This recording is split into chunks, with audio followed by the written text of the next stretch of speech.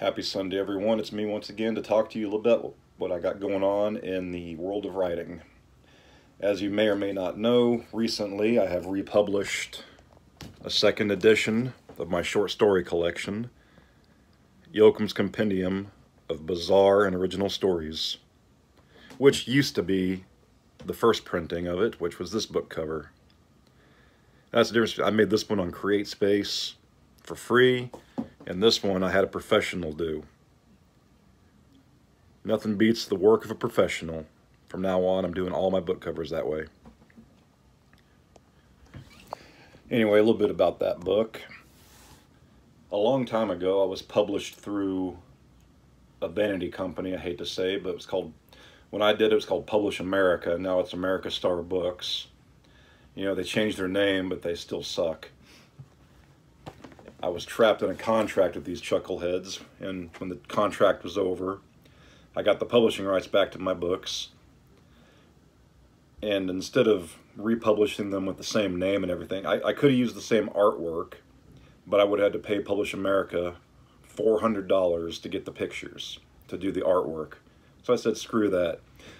I decided to put all the stories together in one collection, and in the time it took me to wait for the contract to expire, I wrote a bunch of other stuff, so there's a lot more short stories that I had written. And the stories from both these books, combined with the new stuff, became the Compendium of Bizarre Original Stories that I wrote. But here's what the books were before. The Arachnid Anthology, which I gotta admit, I do love that cover, but I wasn't gonna pay $400 for it. And Tales of Things That Should Not Be. That's a pretty cool cover too. How looks like a giant lizard eye. You put two copies side by side, it looks like a lizard looking at you. The stories in both those books, like I said, I put them in the compendium. And well, in Tales of Things That Should Not Be, I also had some poems in there, just a few here and there, which that all got put into Yoakum's collection of poems and blurbs. That's probably one of the only books I've written that I'm never going to change the book cover on, because it's a poetry book. I don't really have to have anything too fancy.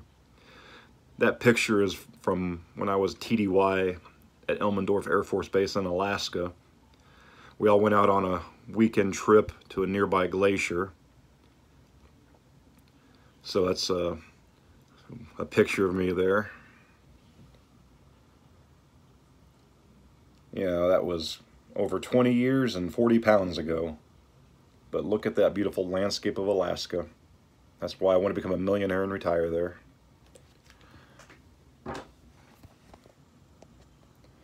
But, diverging off my topic here, this story collection, like I said, is the second printing, the second edition. And unless I decide down the road, like do a 10-year anniversary, I'm not going to do another cover on this probably, because I do love this cover. Because the stories within, they're all intertwined, because as you know, all my writing takes place in a shared universe consisting of elements of horror, the paranormal, the supernatural, fantasy, as in dragons and magic, and of course elements of science fiction. You know, there's a lot of, you know, aliens, space travel, time travel, along with vampires and the other undead and gods and demons and etc., etc. This book has a wide variety of stories, ranging from a grocery store in hell, which was inspired by actually two things. I worked in a grocery store for 6 months during my last year of high school. And also around that time, there was a movie called Highway to Hell. It was Chad Lowe and Christy Swanson, I believe. She gets kidnapped by Hell Cop, and he has to go down into hell to rescue her. It was a comedy horror type of a movie. It wasn't meant to be taken too seriously, but I liked it. I recently watched it again, and I'd forgotten that Gilbert Gottfried was in it playing Hitler, which, you know, that in itself was friggin' hilarious. But anyway, got the grocery store in hell. I got Mediterranean pirates, the Illuminati, angels and aliens. You know, the stories from the other two books with the Spider Prince of Pensacola, Otto von Bismarck, not to be confused with the old German ruler, although they did go to kindergarten together, which is a running joke I have in all my stories. Whenever Otto von Bismarck pops up, I always mention how he's not the same as that other Otto von Bismarck, but they know each other somehow. You know, I might say they went to a sock hop together, they ran a lemonade stand, they used to set orphanages on fire, you know, just whatever, just something goofy. Because all my stuff, as much as I like, you know, I love horror, I can't help but put my own twisted humor into some of it. You'll have demon lords sitting around in hell in a bar, and an archangel patrol will come in and raid the place. You know, a lot of my stuff is like that. And I also have straight up, you know, ghost story. Everything's, you know, to me, I don't write a bunch of books. I write one big book, just broken up into several volumes. Because as far as I'm concerned, it's one big story. And what else are you going to find in this book here? You're going to find intelligent zombies. Intelligent because they're trying to talk to us, but then they get so hungry when they get near a human, they can't help but take a bite. I've got sadistically cruel vampires who look at people as nothing more than Happy Meals with legs. And in my universe, a vampire, basically, your soul goes on to the afterlife while your body stays behind with your memories in it, thinking that it's that same person that you were, but yet they get a thrill out of killing innocent people and draining their blood. You know, it's what I think vampires should be. Psychotic animals who love nothing more than to hear the screams of their victims. And we got a creature that emits fear pheromones to subdue its prey into not being able to move while it slowly takes its time eating you. I've got a childhood monster that I dreamt about when I was 5 called the Dew Monkey Dawhands. Now when I was 5, I used to think there were these little creatures that, you know, they would live under the bed and lived in the toilet system and the sewers, and they would come out and they would bite your feet and you would turn into one of them. You know, stupid things a kid would dream about in a nightmare. Probably why I wore socks to bed for many years after.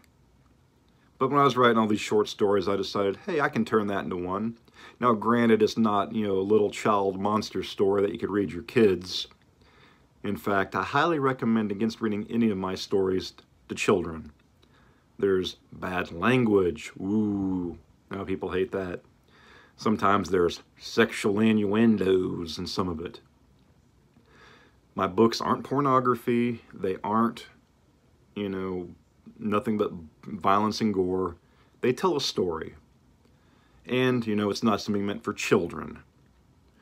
Not everything in this world has to be family friendly. My books are one of those things that you're going to have to be an adult to read. Or if you trust your children enough to read a book like that, well, I don't want to hear your crap afterwards. Oh, my kid had nightmares. Well, I warned you against letting them read my stuff. Anyway, I also have a story in here about sentient testicles. And the reason I wrote that story was years ago, a friend of mine at work said, "You think you can write anything, huh?" I said, I guess. I bet you can't write a story called I Am Balls. Went home that night, I wrote the story. He owed me a Dr. Pepper. Or maybe it was a Mountain Dew, I don't remember, it was a long time ago. But anyways, there's also a couple stories about Santa Claus in here. And they're not something you want to read at Christmas. But on another one of my YouTube videos here, I do read one of them. And I believe I read it last Christmas Eve, actually. You know, to me, Halloween is the most wonderful time of the year. And then after that, Oktoberfest. And then after that, 4th of July. And then after that, Thanksgiving break. And then after that, maybe Christmas is in there somewhere. But I think New Year's comes first. But that's because, you know, I just love Halloween. Better candy, a wider variety of cool movies to watch, you know, because Christmas movies are Christmas movies, but Halloween, you get a ghost story, you get witches, you get vampires, you get Ouija boards, you get serial killers, you get Freddy Krueger type monsters, you know. It's a wide variety of stuff you can do for Halloween. Whereas, you know, Christmas, you're either going to get religious stories or stories about Santa Claus. Not that there's anything wrong with that, just not my cup of beer. Anyway, the back of this book, a collection of short stories from the author of Hunting on the Nobility and Redcap Folklore Series Book 1. These stories all take place in a shared universe, as do all of Larry Yoakum III's stories. A mixture of horror, paranormal, fantasy, the supernatural, and science fiction, this book guarantees something for everyone.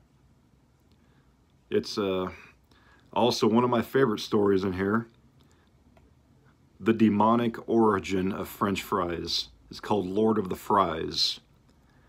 That was one of the stories that was originally in this book. But I tweaked it a little bit since then. You know, not just the one that was printed in here. I did a little bit of changes and edits to it. And speaking of these other books, they're out of print. You might find one in a used bookstore. You might somehow be able to get one from eBay or something. I don't know.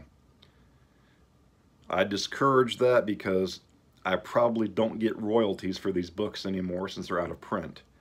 If you want to read these stories, I recommend you read them from this, which is available on every ebook platform also. It's also, it's Kindle, Nook, Kobo, iPhones, or whatever they call that for the...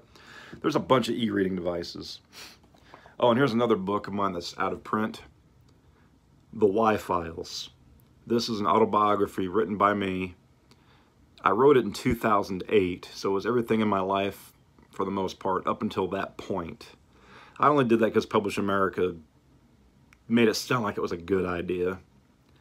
But, you know, as I wrote it, I'm like, nobody's going to read this crap. But I was under contract to write it, so I wrote it. Only thing I like about it's the name, and there's a picture of me in my Air Force Blues. It looks like a file folder from a military, you know, database. You're not going to find this in print probably either anywhere. But if you do, I'd be happy to autograph it for you if you can ever, you know, get it to me. Like I said, if you can find any of these 3 books, I would be very surprised, and I'd be happy to autograph it for you. But as a writer who depends on book sales, I would highly recommend that you read these stories from these 2 books in here. And to a lesser degree, if you want to read the poetry that's in this book, please get that book, Yoakum's Collection of Poems and Blurbs. Okay, now at the risk of droning on and on again, apparently it's been over 13 minutes that I've been doing this, so I'm going to go ahead and let it go for now. I've got things to do. But I appreciate you all watching. I appreciate you all reading. And coming soon, it'll be coming in September once I get the book cover made up and everything. I'm doing the final edits on it. The Demon Cloak of Hanael, which is going to be featured at my next book signing, the 2nd annual All Hallows reading. Now it's going to be at a place called A Galaxy Called Dallas in Garland, Texas. Half-price books never called me back. I did the book signing there last year. You know, we had a good time. I thought it was going good, but for some reason they haven't contacted me back. You know, they didn't answer my calls, emails, anything. So, reached out, found another venue, boom. Me and my fellow authors are going to be there, you know, selling and signing our books. I don't quite remember the address at this moment, but you can look it up. It's called A Galaxy Called Dallas, and it's in Garland, Texas. It's going to be me, Dana Burnworth, John Moody, and Brandon Henry. We're all going to be having our Halloween-themed books. We look forward to seeing you there. The date is going to be the 13th of October, which is a Saturday. We'll be there between 1 and 4 p.m., maybe even later if it goes good. the guy told me, you know, it's got to be around that time frame, which is good for me. I don't want to be there all day. You know, we might work on maybe some readings or something, do a Q&A session. You know, we'll figure something out. We've still got time to hammer out the details. Just stay tuned on that and keep checking my Facebook, you know, for updates. You know, I'm going to try to do these video blogs a little bit more. Haven't done it, I don't think, in a couple of weeks. You know, you get into a writing mode, you just don't feel like doing video, but since I don't do a blog anymore, this is kind of, you know, my substitute for that. You know, it helps because I can talk about other stuff besides my own books. You know, if I get a chance, I can talk about some other people's books, you know, try to help them out a little bit. You know, everybody with me at the book signing, I've pretty much, you know, read a couple of each of their books, and they're really good. I recommend you come by. You might find if I get a favorite new author, favorite new book to read. So with that, I bid you farewell, and I will be seeing you all soon. Catch you on the flip side.